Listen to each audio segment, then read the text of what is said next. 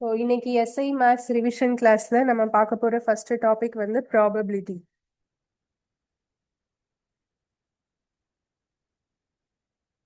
நிகழ்தகவு.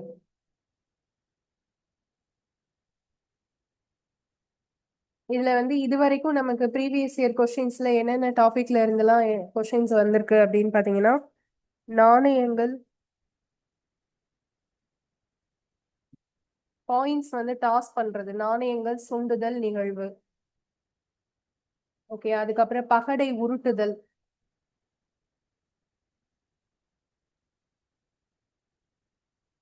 ஸோ அதுக்கப்புறம் பாத்தீங்கன்னா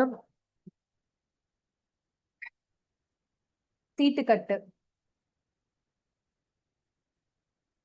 இந்த மூணுல இருந்து தான் நிகழ்தகவுல அதிகமான கொஸ்டின்ஸ் இது வரைக்கும் வந்திருக்கு. இதை தவிர்த்து இனி வர கேட்கறதுக்கு வாய்ப்பு அப்படின்னா ஒரு சில கொஸ்டின்ஸ் கேட்கலாம்.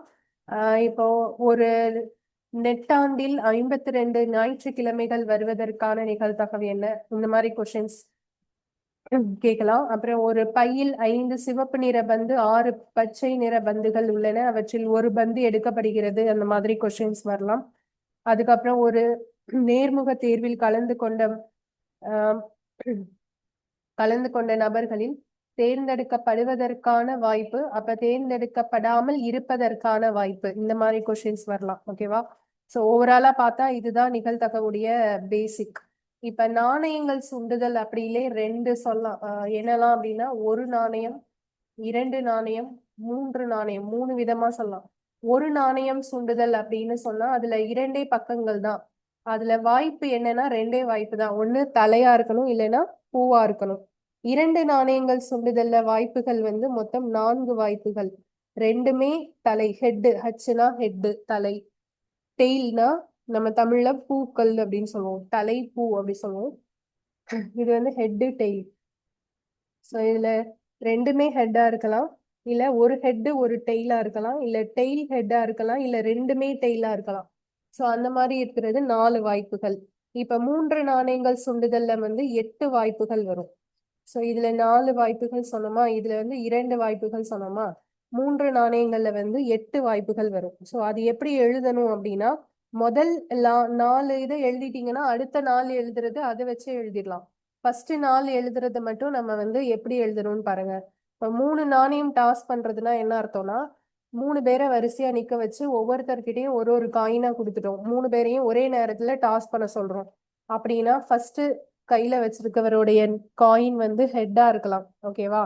அடுத்த ரெண்டாவது இருக்கிறவருடைய இதுல ஹெட்டாவே இருக்கலாம்னு வச்சுக்கலாம், மூணாவதும் ஹெட்டாவே இருக்கலாம். இது வந்து ஒரு வாய்ப்பு, மூணுமே ஹெட்டா இருக்கிறதுக்கு ஒரு வாய்ப்பு. அதுக்கு அடுத்தது முதல் நபர்கிட்ட ஹெட் இருக்குன்னா ரெண்டாவது நபர்கிட்ட அதே ஹெட் இருக்கு, ஆனா மூணாவது நபர் ஹெட் இல்ல டெய்ல் இருக்கு அப்படின்னு மாத்தலாம். ஓகேவா? அதுக்கு அடுத்து மூணாவது வாய்ப்பு எப்படி சொல்லணும்னா, ஃபர்ஸ்ட் நபர் வந்து ஹெட், ரெண்டாவது நபரையும் மூணாவது நபரையும் மட்டும்தான் நான் மாத்த போறேன், ஃபர்ஸ்ட் ஹெட்னே வச்சுக்க போறேன் 4லையுமே. ஓகேவா? அப்ப வந்து மூணுமே ஹெட் சொன்னோமா, ஃபர்ஸ்ட் வந்து கான்ஸ்டன்டாவே ஹெட்னே வச்சுக்கிறேன், இங்கேயும் ஹெட்னே வச்சுக்கிறேன். இப்ப 2 நபர்கள்ல முதல்ல வந்து ஹெட் டெய்ல் போட்டேன், அடுத்து இப்போ டெய்லு ஹெட் போடலாம். ஓகேவா? இது மூணாவது வாய்ப்பு. ஸோ நாலாவது வாய்ப்பு என்னன்னா, முதல் நபர் ஹெட், அப்ப ரெண்டுமே டெய்லா இருக்கும், அடுத்த நபர் ரெண்டுமே டெய்லா இருக்கும். இதான் ஃபர்ஸ்ட் 4 வாய்ப்பு. இதை வச்சு நான் அடுத்த 4 வாய்ப்பை எழுதிடுவேன். எப்படின்னா, இந்த ஹச் வர இடத்துல எல்லாம் டீ போட்டா அதுதான் அதுக்கு அடுத்த 4 வாய்ப்பு. ஸோ மூணுமே டீயா இருக்கணும், இல்ல இந்த இடத்துல 2 டீ ஒரு ஹச், அப்புறம் ஒரு டீ ஹச் ஒரு டீ, அப்புறம் டீ ஹச் ஹச். ஸோ இதுதான் அந்த 8 வாய்ப்புகள். ஓகேவா? ஸோ 2 4 8. சரி, அப்ப 4 நாணயங்கள் சுண்டுதல்ங்கிறது கொஷின்ஸ் வரலாமா? வரலாம். எப்படி கேட்க சான்ஸ் இருக்குன்னா, அதுக்கு எத்தனை வாய்ப்புகள் உண்டுன்னு கேக்குறதுக்கு சான்ஸ் இருக்கு. 4 நாணயங்கள் அது வந்து புக்ல இருக்கு நமக்கு, சரியா? ஸ்கூல் புக்ல 4 நாணயங்கள் சுண்டுவதற்கான வாய்ப்புகள் என்ன அப்படின்னு கேட்டிருக்காங்க. அந்த வாய்ப்புகளை மட்டும் நம்ம வந்து எழுதிடலாம். இப்ப நான் இங்க 2 4 8ன்னு சொல்றேன்ல, அது மாதிரி 4 நாணயங்கள் சுண்டுதல்ல வாய்ப்புகளை எப்படி எழுதலாம் அப்படின்னா, இந்த என்ன ஆர்டர்ல வருதுன்னு பாருங்க, 2 4 8 வருதா, அதுக்கப்புறம் என்னவா இருக்கும்னு யோசிக்கிறீங்க? அப்ப இந்த இடத்துல அடுத்து என்ன வரணும்?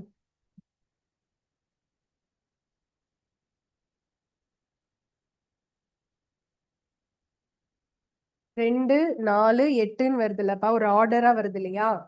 ஒரு நாணயத்துக்கு 2 வாய்ப்பு, 2க்கு 4, 3 8 வருதுல்ல. அப்ப 4 நாணயங்களுக்கு 16 வரும். சரி, ஓகே. அடுத்து 5 நாணயங்களுக்கு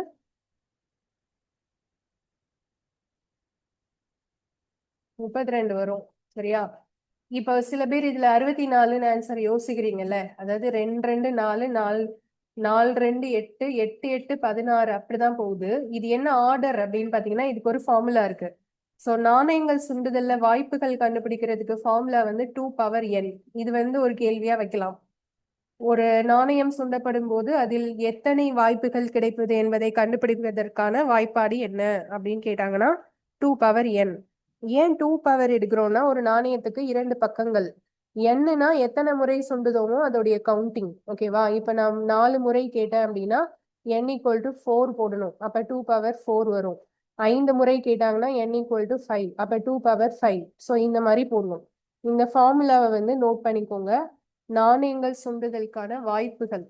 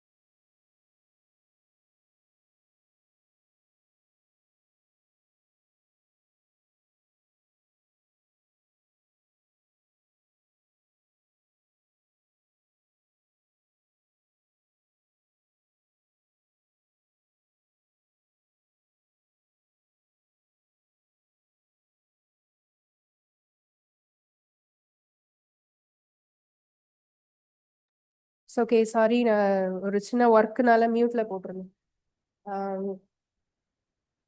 ஓகேப்பா, இது நோட் பண்ணிட்டீங்களா? இந்த 2 பவர் n அப்படிங்கிறது நாணயங்கள் சுண்டுதல் அப்படிங்கறதோடைய வாய்ப்பாடு வந்து 2 பவர் n.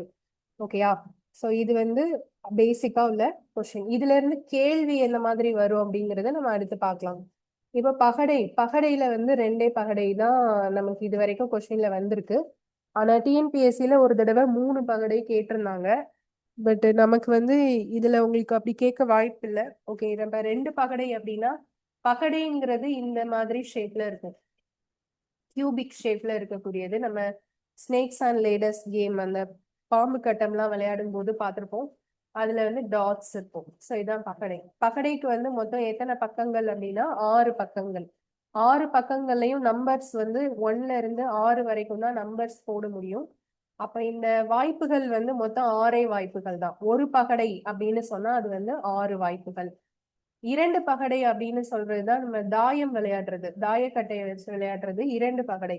சோ அந்த 2 பகடை இதே மாதிரி இன்னொரு டைஸ் இருக்கும் இல்லையா? அப்ப ரெண்டையும் நம்ம போடும்போது நமக்கு நம்பர்ஸ் இதுலயும் விழும் இதுலயும் விழும். அப்ப 2 பகடையில வந்து மொத்தம் எத்தனை வாய்ப்பு அப்படின்னா இதை நம்ம வந்து இந்த மாதிரி கமா போட்டு எழுதுவோம்.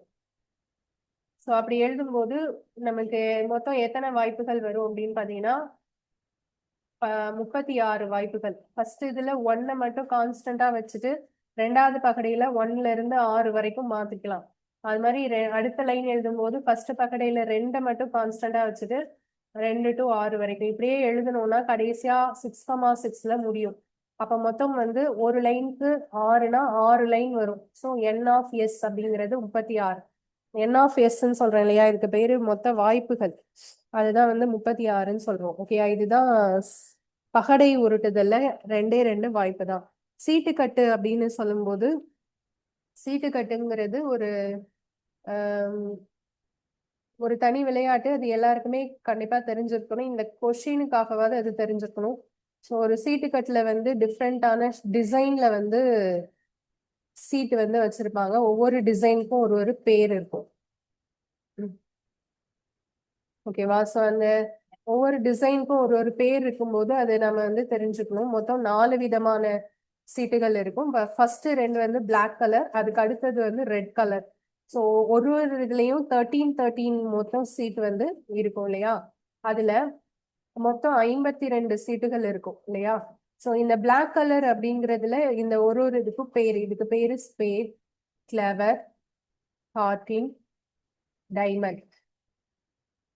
அந்த சீட்ல இருந்து ராஜா, ராணி இப்பெல்லாம் இருக்கும். டிசைனர் சீட் நம்பர்ஸும் இருக்கும், அதுல டிசைன்ஸும் இருக்கும். டிசைன்ஸ் இருக்கிறதுல வந்து கிங்கு, குயினு, ஓகேவா? ஸோ அதுக்கப்புறம் ஜாக்கு, அதுக்கப்புறம் ஏஸ். இது 3 டிசைன் சீட்டு. ஏஸ் வந்து டிசைன் இருக்காது, ஏ மட்டும் இருக்கும். ஸோ ஏஸ் இந்த இதுல இதான் தமிழ்ல ராஜான்னு சொல்லுவோம். கிங்கு, ராணி, இதை ஜாக்குன்னு தான் சொல்லுவோம். அதுக்கு வேற ஏதாவது வார்த்தைகள் இருந்ததுன்னா, டிஃப்ரெண்டா வார்த்தை இருந்ததுன்னா ஜாக்குன்னு எடுத்துக்கோங்க. ஜோக்கர் கிடையாது, இது வேற. ஜோக்கர் இந்த சீட்ல நம்ம கொஸ்டின்ஸ் வராது. ஓகே, இவ்வளவுதான் சீட்டு கிட்ட பாத்தீங்கன்னா பேசிக் இன்ஃபர்மேஷன். இப்போ நம்ம வந்து கொஸ்டின்ஸ் போலாம்.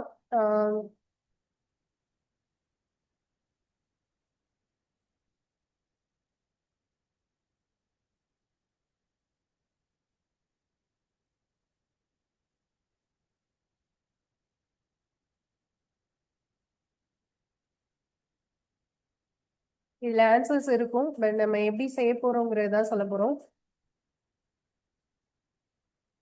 ஃபர்ஸ்ட் வந்து பகடையை வச்சு கொஸ்டின்ஸ் இருக்கு. ஒரு சீரான பகடை ஒரு முறை உருட்டப்படுகிறது. பின்வரும் நிகழ்ச்சிகளுக்கான நிகழ்தகவுகளை காண்க. ஓகேயா? இது வந்து எண் 4 கிடைப்பதற்கான நிகழ்தகவு ஒரு சீரான பகடை அப்படின்னு சொல்லியிருக்காங்க. ஒரு பகடையில நமக்கு வந்து வாய்ப்புகள் மொத்தம் 6 வாய்ப்புகள். அந்த நம்பர்ஸ் 1ல இருந்து 6 வரைக்கும் இருக்கும். இந்த நிகழ்தகவை பொறுத்த வரைக்கும் நாம வந்து ஆன்சர் எப்படி எழுதணும்னா, ஒரு பின்னத்துல கீழே வந்து டோட்டல் மொத்த மதிப்பு கீழே இருக்கணும், கேள்விக்கான விடை வந்து மேல இருக்கணும். இதுதான் நிகழ்தகவுடைய கான்செப்ட். ஓகேவா? அப்ப நான் இங்க வந்து எண் 4 கிடைக்க நிகழ்தகவு தான் கேள்வி. எண் 4 ஒரே ஒரு முறைதான் வருகிறது. அப்ப 1ங்கிறதா விடை. ஆனா எவ்வளவுக்கு 1? மொத்த வாய்ப்புகள் கீழே. புரியுதா? சோ இந்த பின்னம் தான் நிகழ்தகவுடைய விடையா இருக்கும். எப்பவுமே நிகழ்தகவுடைய ஆன்சர் ஹோல் நம்பர்ல வரவே வராது. ஒரு முழு எண் என்பது ஒரு நிகழ்தகவாக இருக்க முடியாது. நிகழ்தகவுன்னு சொன்னாலே வாய்ப்புகள் தான். 6க்கு எத்தனை வாய்ப்பு, 5க்கு எத்தனை வாய்ப்பு, ஓகேவா? சோ அதே மாதிரி 0 அப்படிங்கிற ஒரு இது வந்து உறுதியற்ற நிகழ்வு. அப்ப அதுவும் நிகழ்தகவுக்கு வராது. ஓகேயா? உறுதியற்ற நிகழ்வு வராது. அந்த 4ங்கிற முழு எண் அப்படிங்கிறதும் நிகழ்தகவுக்கு வராது. சோ எப்பவுமே நிகழ்தகவு பின்னத்துலதான் இருக்கும். புரிஞ்சுச்சா? ஓகே, அடுத்தது இரட்டை எண் கிடைக்க நிகழ்தகவு என்ன? இப்ப இதேதான். ஒரு பகடை உருட்டுதல் நிகழ்வுல இரட்டை எண்கள் அப்படின்னா இந்த 2ம் 4ம் தான் இரட்டை எண்களா, இல்ல 6ம் இரட்டை எண் தான். சோ 1 2 3 இருக்கு. சோ 3 எத்தனைக்கு 3? 6 வாய்ப்புகள்ல 3. அப்ப இதை கேன்சல் பண்ணோம்னா 1 2 3 2 3 1/2. சோ ஆன்சர் வந்து 1/2. ஓகேவா? அடுத்த கொஸ்டின், 6ன் பகா காரணிகள் கிடைக்க நிகழ்தகவு. 6 அப்படின்னா காரணிகள்னா அந்த வாய்ப்பாடு பிரிப்போம் இல்லையா, டேபிள பிரிக்கும் போது அதுல இருக்கக்கூடிய நம்பர் தான் காரணிகள்னு சொல்லுவோம். இப்ப நான் எக்ஸாம்பிளுக்கு 15ன் காரணிகள் என்னெல்லாம் கேட்டா 3 5 இந்த 2 சொல்லலாம். அப்புறம் 1 15 இதெல்லாம் வந்து இதோடைய காரணிகள். எதெல்லாம் பெருக்குனா அந்த நம்பர் வருமோ அந்த நம்பரை தான் காரணிகள்னு சொல்றோம். பட் அவங்க ஒரு வார்த்தை எக்ஸ்ட்ராவா சேர்க்கிறாங்க, பகா காரணிகள். பகா காரணிகள்னா அந்த நம்பர் சொல்றோம் இல்லையா, அந்த நம்பர் எந்த நம்பரா இருக்கணும் அப்படின்னா ஒரு பகா எண்ணா இருக்கணும். பகா எண்ணா இருந்தாதான் அது வந்து பகா காரணிகள்னு சொல்லுவோம். இப்ப 6ங்கிறத நம்ம வாய்ப்பாடு மூலமா பிரிக்க முடியும் அப்படின்னா அது வந்து 2x3 தான் பிரிக்க முடியும். சரி, அப்ப இந்த 2 3 இங்க இருக்கா? இருக்கு. இன்னொன்னு என்ன பிரிக்கலாம்னா 1x6ன்னு பிரிக்கலாம். ஓகே, 2 இருக்கு, 1 இருக்கு, 6 இருக்கு, 2 இருக்கு, 3 இருக்கு. அப்ப எப்படி நான் எடுக்கிறது? இதை எடுக்கணுமா இதை எடுக்கணுமா? இதைதான் எடுக்கணும். ஏன்னா இந்த 2ம் தான் பகா எண்கள். 2 ஒரு பகா எண், 3 ஒரு பகா எண். அப்ப 2 காரணிகள் இருக்கு. சோ இது ஒரு காரணி, இது ஒரு காரணி. அப்ப வந்து 2/6. இந்த 6 எதுக்காக? மொத்த வாய்ப்புகளுக்கான 6. சோ இதை நான் கேன்சல் பண்ணா 1. இதை எடுக்க கூடாது, 1x6 எடுக்க கூடாது. ஏன் எடுக்கக்கூடாதுன்னா 6 வந்து பகா எண் கிடையாது, புரியுதா? அதனால இது வராது. அப்ப பகா காரணிகள் 2 3. ஓகே தானா? இதுல இன்னொரு விஷயம் தெரிஞ்சுக்கோங்க. பகா எண்கள்ல முதல் பகா எண் எது? கொஞ்சம் ரிப்ளை பண்ணுங்க, யாருக்கெல்லாம் தெரியும்? பகா எண்கள்ல முதல் பகா எண் எது?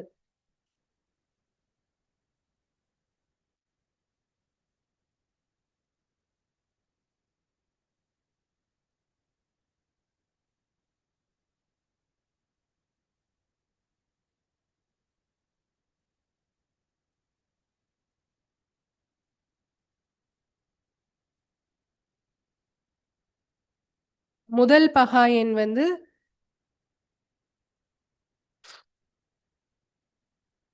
2. சரியா? அது யாரும் 1ன்னு சொல்லிடக்கூடாது. ஏன்னா 1 என்ன கிடையாதுன்னா பகா எண் கிடையாது. அதுதான் நான் திருப்பி சொல்ல வந்தேன். 1 வந்து பகா எண் கிடையாது. முதல் பகா எண் ஆரம்பிக்கிறதே 2 தான். ஓகேயா? 1 முதல் 100 வரை எத்தனை பகா எண்கள் உள்ளது?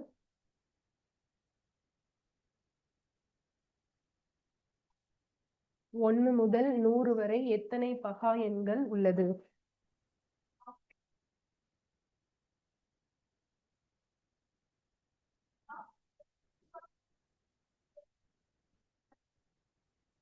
ஆ, 25 பகா எண்கள் இருக்கு. சரியா? பகா எண்களில் இரட்டை எண் எது? பகா எண்கள் எப்பவுமே ஒற்றை எண்ணா தான் இருக்கும். ஆனா ஒரே ஒரு எண் மட்டும்தான் இரட்டை எண்ணா வரும். அது எந்த எண்?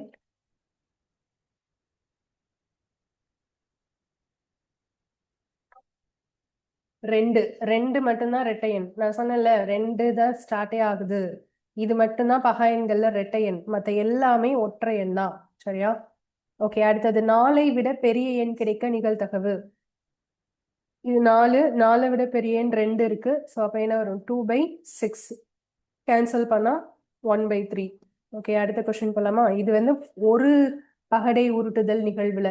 இதுல நான் வந்து உங்களுக்கு ஒரு 4 கேள்வி எக்ஸாம்பிள் சொல்லியிருக்கேன். இதுல இல்லாத ஒரு கேள்வி நான் கேட்கிறேன்.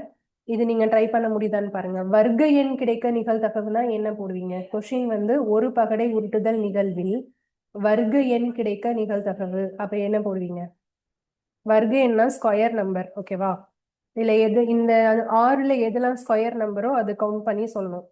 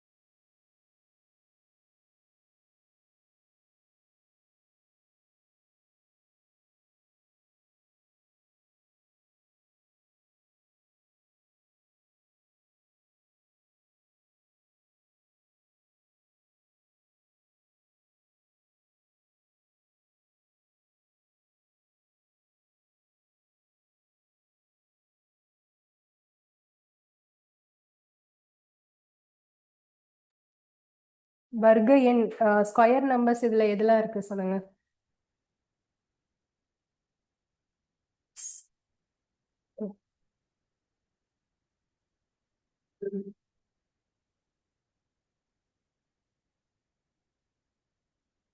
ஸ்கொயர் நம்பர் வந்து 2 நம்பர் இருக்கு. 1 ஒரு ஸ்கொயர் தான், அதுக்கப்புறம் 4 ஒரு ஸ்கொயர் தான். ஸோ இதுவும் ஸ்கொயர் தான், இதுவும் ஸ்கொயர் தான். ஓகேவா? அப்போ வந்து 2/6 போடணும். 2/6னா 1/3. வர்க்க எண் கிடைக்கிறதுக்கு வந்து 1/3. சப்போஸ் இது கியூப் நம்பர் இருந்தா என்ன சொல்வீங்க? அடுத்த கேள்வி வந்து கியூப் நம்பர், அதாவது கன எண் கிடைக்க நிகழ்தகவு அப்படின்னு இருக்குன்னு வச்சுக்கோங்க. ஸோ அப்படின்னா இதுல என்ன புரியுது? கியூப் நம்பர்ஸ் ஒன்னே ஒன்று தான் இருக்கு. 1 கியூப் தான் 1. ஸோ 1/6. ஓகேவா?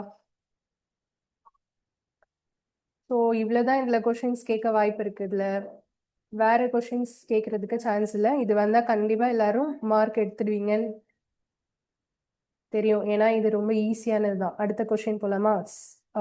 ஒரு சீரான நாணயம் 2 முறை சுண்டப்படுகிறது. அதாவது 2 காயின்ஸை டாஸ் பண்றது. அதுல வந்து என்னென்ன நிகழ்தகவு இருக்குன்னு சொல்லி கண்டுபிடிக்கிறதுக்கான கொஷின்ஸ்.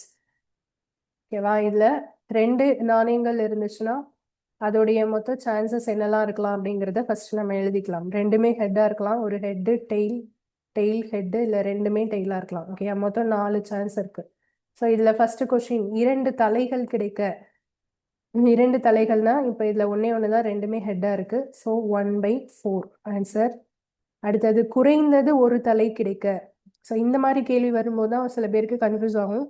குறைந்தது அப்படின்னா ஒரு தலை அப்படிங்கிறதுல தான் ஸ்டார்ட் ஆகணும், அதுக்கு கம்மியா இருக்கக்கூடாது, 0 வரக்கூடாது. ஓகேவா? அதுக்கப்புறம் ஒரு தலை இருக்கணும், மேக்சிமம் எவ்வளவு வேணாலும் இருக்கலாம். அதாவது கம்மியா இருக்கிறதுல 1க்கு கீழே போகக்கூடாது, 1 தாண்டி எத்தனை வேணாலும் இருக்கலாம். ஓகேவா? இதான் அர்த்தம். ஸோ அப்போ இந்த கொஷினுக்கு என்ன வரும் ஆன்சர்?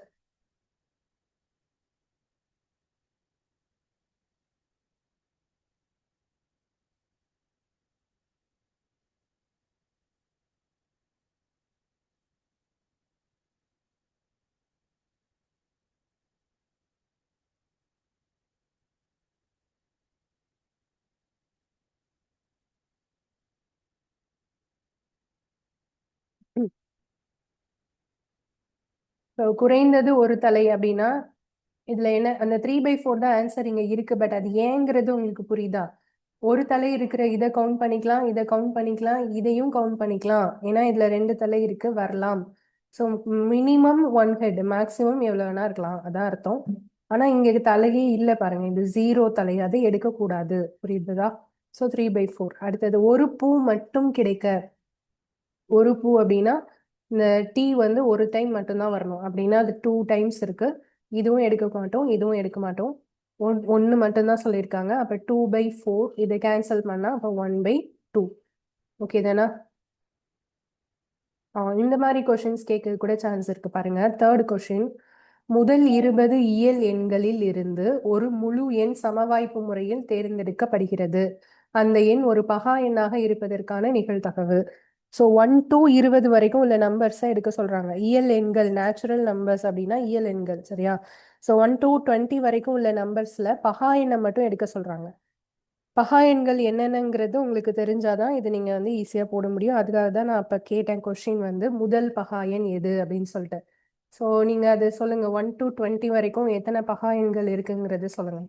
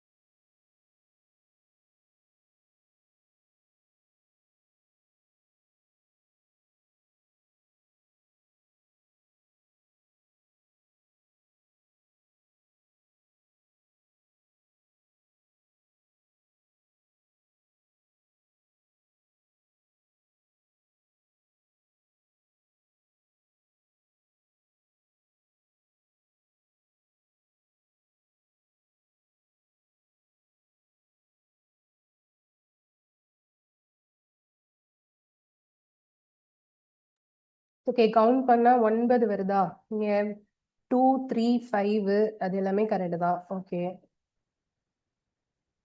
ஃபர்ஸ்ட் நம்பர் 2, அப்புறம் 3, அப்புறம் 5, அப்புறம் 7. 9 வந்து பகா எண் கிடையாது. அதெல்லாம் தப்பு. இந்த மாதிரி தப்புலாம் வரக்கூடாதுப்பா. கேர்ஃபுல்லா போடுங்க. 2 3 5 7 வருதா? அதுக்கப்புறம் 11 13 17 19. ஓகேயா? ஸோ மொத்தம் எத்தனை நம்பர்ஸ் அப்படின்னா 8 நம்பர்ஸ் தான் வரும். ஓகேவா? 8 நம்பர்ஸ். இதுல நான் ஆல்ரெடி சொன்னேன்னா நிகழ்தகவு அப்படின்னா எப்பவுமே டினாமினேட்டர்ல என்ன எழுதுவோம்? மொத்தம் எத்தனை வாய்ப்புகள் இருக்கோ அதுதான் கீழே. அப்போ 8/20. இதை நம்ம 4 டேபிளில் கேன்சல் பண்ணிக்கலாமா? 2 4 8 5 4. ஸோ ஆன்சர் வந்து 2/5. அடுத்த கொஸ்டின், ஃபோர்த் கொஸ்டின் பாருங்க. 35 பொருட்கள் அடங்கிய தொகுப்பு ஒன்றில் 7 பொருட்கள் குறைபாடு உடையன. அத்தொகுப்பில் இருந்து ஒரு பொருள் சமவாய்ப்பு முறையில் தேர்ந்தெடுக்கும் போது அது குறைபாடற்ற பொருளாக இருப்பதற்கான நிகழ்தகவு என்ன? ஸோ அதாவது ஒரு 35 பொருட்கள் இருக்கிற ஒரு பேகு, அதுல வந்து ஒரு 7 பொருட்கள் வந்து டேமேஜ் பீஸையும் உள்ள போட்டுட்டோம். ஸோ நான் ஒன்று வந்து சும்மா அப்படி குலுக்கி ஒன்று எடுக்கிறேன். அது நான் எடுக்கும்போது அது வந்து குறைபாடற்ற பொருளா இருக்கணும், டேமேஜ் இல்லாத பீஸா இருக்கணும். அதுக்கு எத்தனை வாய்ப்பு இருக்கு? நான் இப்போ ஒன்று எடுக்கிறேன் அப்படின்னா அது நான் எடுக்கும்போது அது குறைபாடற்ற பொருளா இருக்குன்னா, சப்போஸ் நான் எடுக்கும்போது டேமேஜ் பீஸா இருந்தா என்ன செய்வேன்? திருப்பி போட்டுட்டு மறுபடியும் எடுப்பேன். ஸோ அந்த மாதிரி நான் எத்தனை முறை எடுக்க முடியுங்கிறது கேட்குறாங்க. ஆனால் நான் எடுக்கிற பொருள் டேமேஜ் இல்லாத பொருளா இருக்கணும். அப்போ சிம்பிள், மொத்தம் 35. அந்த டோட்டல்ங்கிறது தான் எப்பவுமே கீழே வரணும். அதை ஃபர்ஸ்ட் கீழே எழுதிக்கலாம். இப்போ வந்து குறைபாடற்ற பொருள் இதுல எத்தனை அப்படின்னா டேமேஜ் ஆனதை மைனஸ் பண்ணிடுங்க, அதுதான் குறைபாடற்ற பொருள். அப்ப 28. இந்த 28ல எது வேணாலும் இருக்கலாம் நான் எடுக்கிறது. ஓகேயா? ஸோ அப்ப 28 வாய்ப்பு பை 35ல இதை கேன்சல் பண்ணலாம். 4 7 5 7. ஆன்சர் வந்து 4/5. ஓகேவா? அடுத்தது 5. 2 சீரான பகடைகள் ஒரு முறை உருட்டப்படுகிறது. கீழ்காணும் நிகழ்ச்சிகளுக்கான நிகழ்தகவினை காண்க. 2 சீரான பகடைகள் அப்படின்னு சொன்னா நான் ஆல்ரெடி அதை சொல்லியிருக்கேன். அதுக்கான வாய்ப்புகளை வந்து நான் இங்க ஃபர்ஸ்ட் எழுதிடுறேன். 1,1 1,2.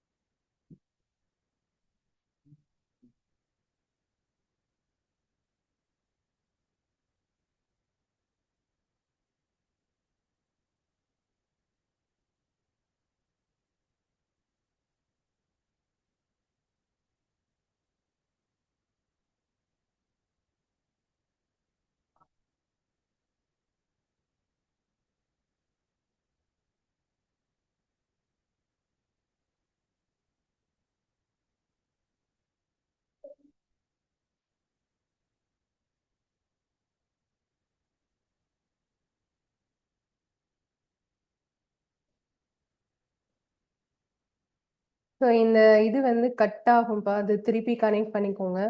இந்த செஷன் வந்து முடியுது. மறுபடியும் திருப்பி கனெக்ட் பண்ணிக்கோங்க.